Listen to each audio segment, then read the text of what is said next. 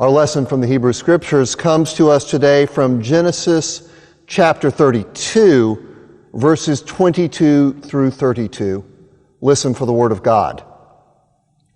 The same night Jacob got up and took his 2 wives, his 2 maids, and his 11 children and crossed the ford of the Jabbok.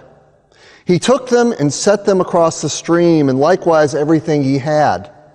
Jacob was left alone, and a man wrestled with him until daybreak. When the man saw that he did not prevail against Jacob, he struck him on the hip socket, and Jacob's hip was put out of joint as he wrestled with him. Then the man said, "Let me go, for the day is breaking." But Jacob said, "I will not let you go unless you bless me." So he said to him, "What is your name?" And he said, "Jacob." Then the man said, "You shall no longer be called Jacob, but Israel, for you have striven with God and with humans and have prevailed." Then Jacob asked him, "Please tell me your name." But he said, "Why is it that you ask my name?" And there he blessed him. So Jacob called the place Peniel, saying, "For I have seen God face to face, and yet my life is preserved." The sun rose upon him as he passed Peniel, limping because of his hip. Therefore to this day the Israelites do not eat the thigh muscle that is in the hip socket, because he struck Jacob on the hip socket, on the thigh muscle. This is the word of the Lord. Thanks be to God.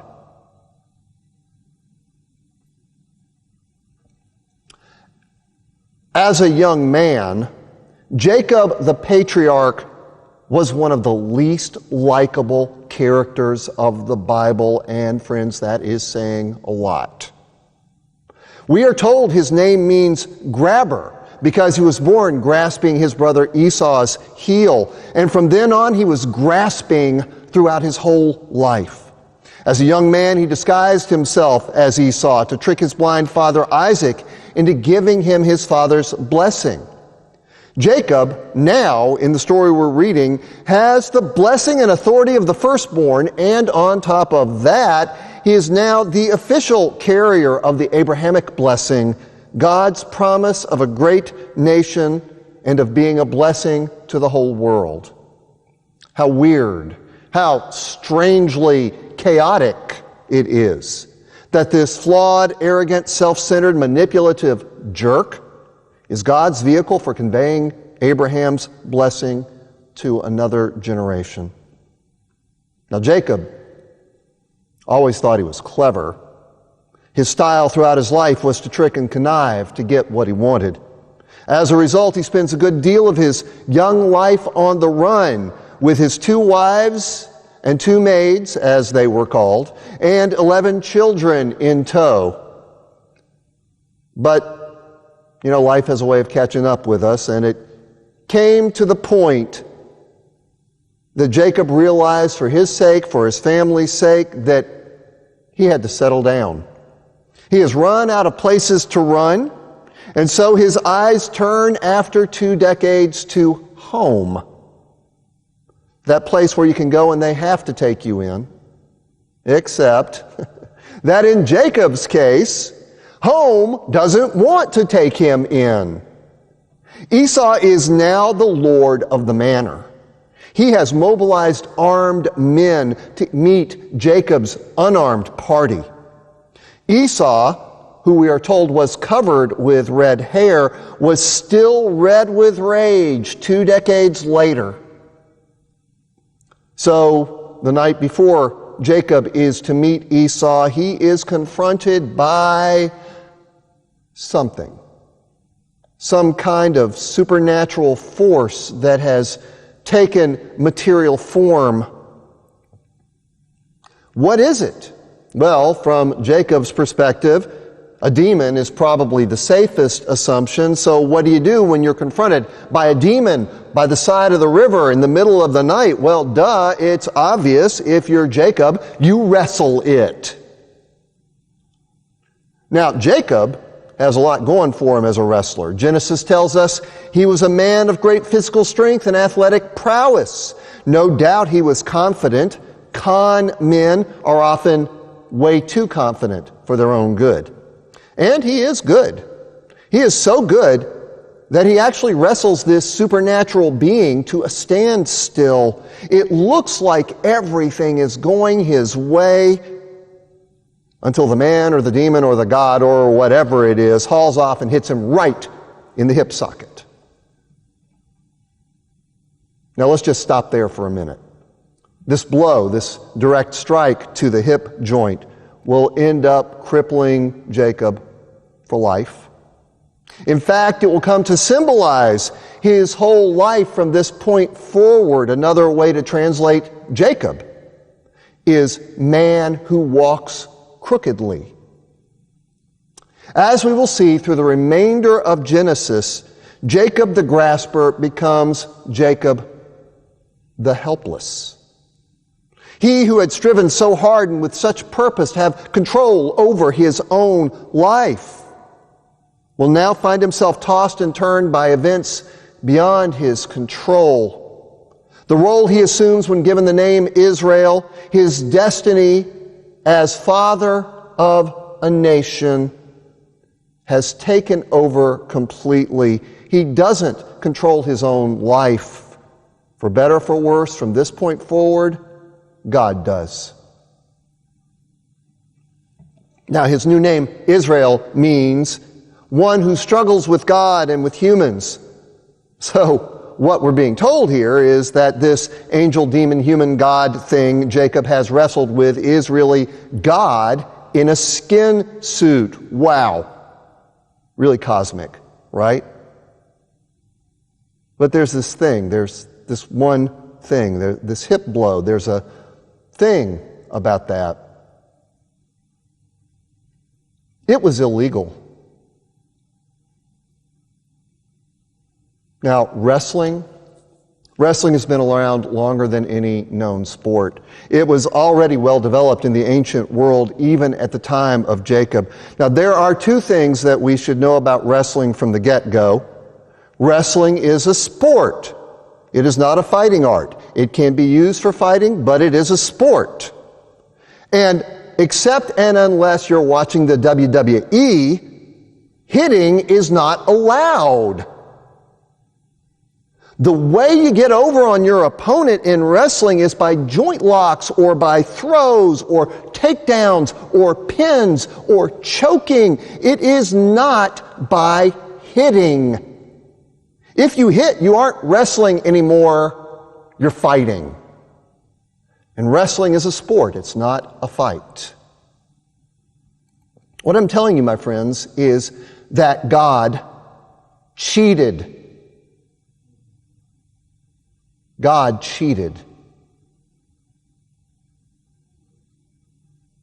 Now, I have been invited here today to preach on the topic of order and chaos. But this one thing turns all our concepts of order and chaos completely on their heads. God cheats. God cheats all the time. Half the fun of the Jacob story is to see that Jacob may be a cheat, but God cheats more and is better at it. God cheats. But we don't like to say that about God, do we? Precisely because it does turn all our concepts of order and chaos on their heads. So we've come up with a nicer word that means the same thing. We call God cheating grace. But it comes to the same point. Grace. Is God cheating? Now, if you're having a negative reaction to the idea that God cheats, it may be because you believe that God represents order. Well, let's unpack that a little bit. What order are we talking about? The created order? But that's broken. That's the biblical story. The created order is broken by human sin. Paul tells us in Romans 8, "For the creation waits with eager longing for the revealing of the children of God. For the creation was subjected to futility, not of its own will, but of the will of the one who subjected it, in hope that the creation itself will be set free from its bondage to decay and obtain the freedom of the glory of the children of God. We know that the whole creation has been groaning in labor pains until now." See, at the core of the premise about order and chaos are a bunch of assumptions. Right now, protesters are on the streets, a lot of you, I suspect, demanding justice in the endless, ungodly litany of black people killed by the police. You are demanding a new order.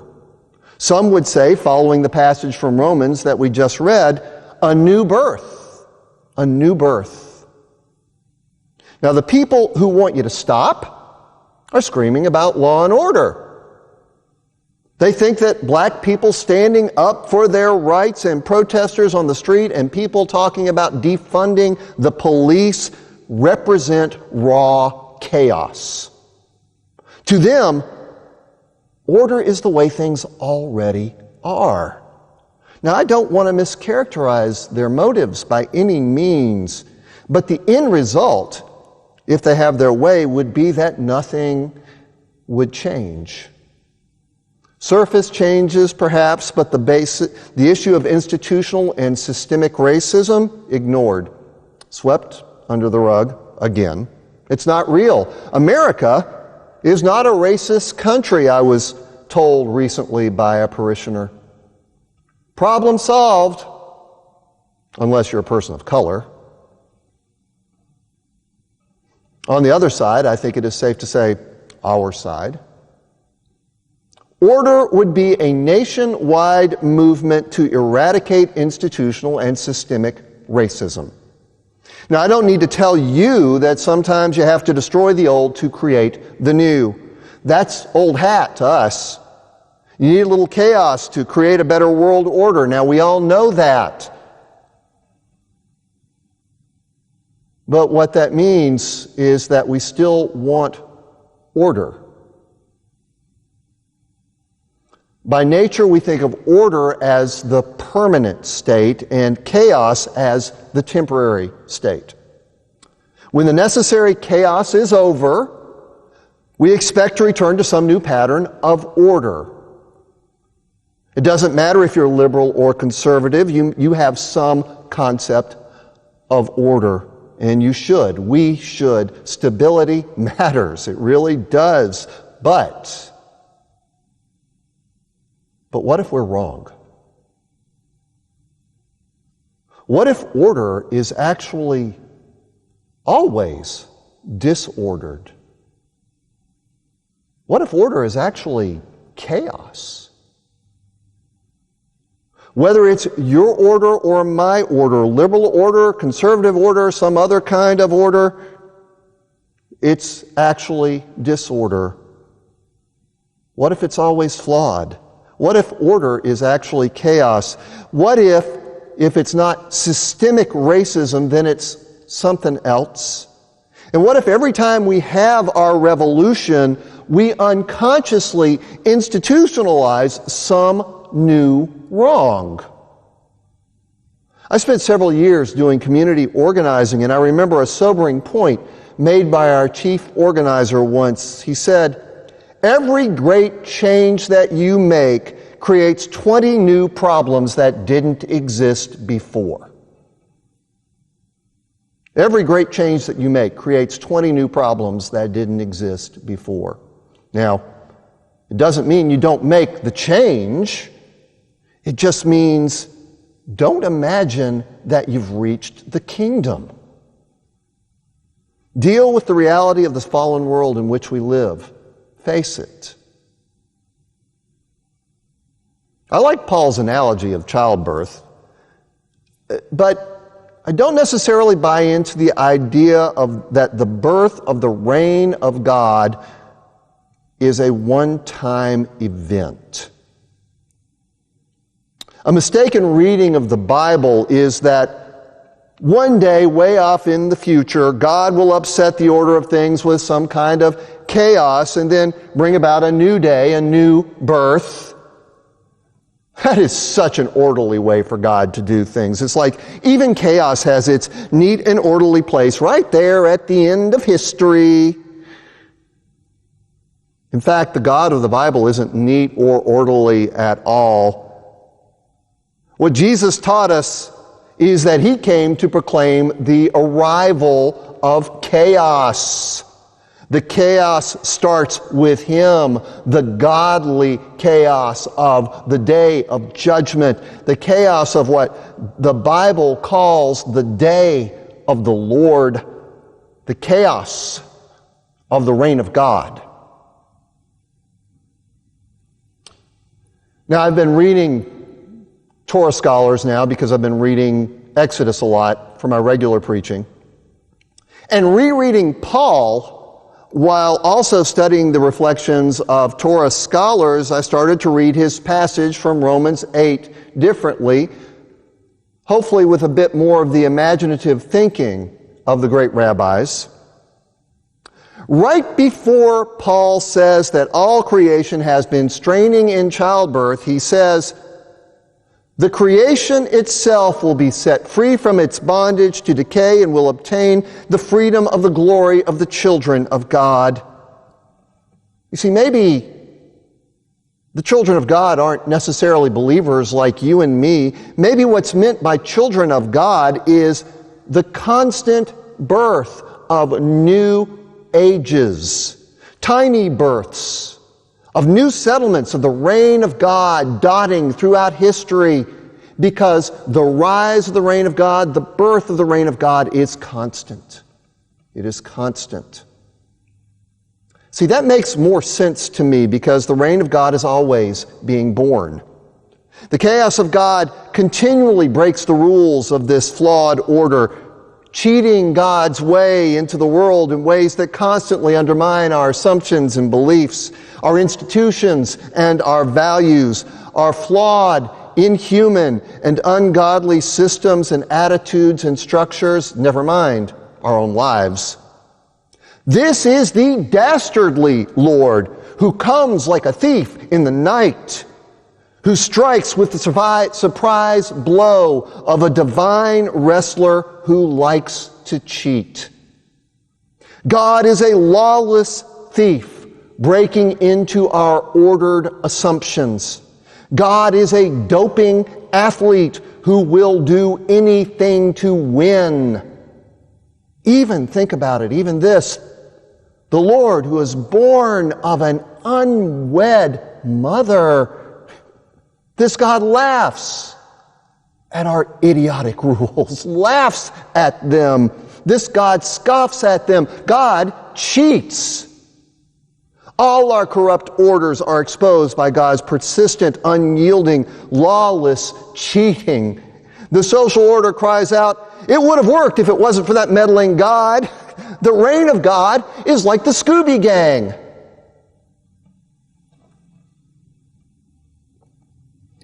Right now, the movement for change is focused on new birth, the new creation that will come into the world as a result of all this. Now, my wife and I have been through pregnancy 3 times now, if you include 1 miscarriage. What you think is that the pregnancy and the childbirth and all that are kind of the brief, chaotic eruption of a new life into the world, after which everything will settle into a new order with a bunch of new rules. But that is not how it works. In the first place, for Margaret and me, we had 2 kids spaced nearly 6 years apart. When our youngest was born, we thought, we've already got this down, right? We've been through this once. Wrong. Different kid, and like they say, every kid is born into a different family. Right away, a bunch of new rules and expectations just bunch of rules and expectations just went out the window. There was this period where Margaret and I felt overwhelmed when the kids were small. We felt like we needed some way to control things, so we started learning Adlerian parenting. It was pretty cool, by the way. I liked a lot about it. We focused on encouraging our kids. Natural and logical consequences. There were all kinds of things that we practiced, disciplines that we engaged in. There were hilarious, in retrospect, attempts to use natural and logical consequences to teach our kids to adopt better behaviors and to learn independence. Some of them worked, some not so much. It was a lot of hard work. And I'm not saying it was useless, not at all, but that orderly approach to parenting didn't really change the actual chaos of parenting that much either. In her teens, we discovered that our talented, charismatic, and over-the-top daughter has bipolar disorder. The psychologist told her that she couldn't drink, she couldn't stay up late at night, she had to follow a whole lot of rules to keep herself stable and not swing over into a manic state or an extreme depression. We were told she couldn't even leave town to go to college. But she did. Her junior year, she went into a major depression and had to drop out for a semester, but she went back and she graduated. She also bucked against all the other rules the psychologist told her to abide by. She is a jazz singer and works in restaurant and entertainment management now in New Orleans. Everything happens at night. A sleep schedule? Please. Her psychologist would have just freaked out over all of this, but she is happy and healthy and successful.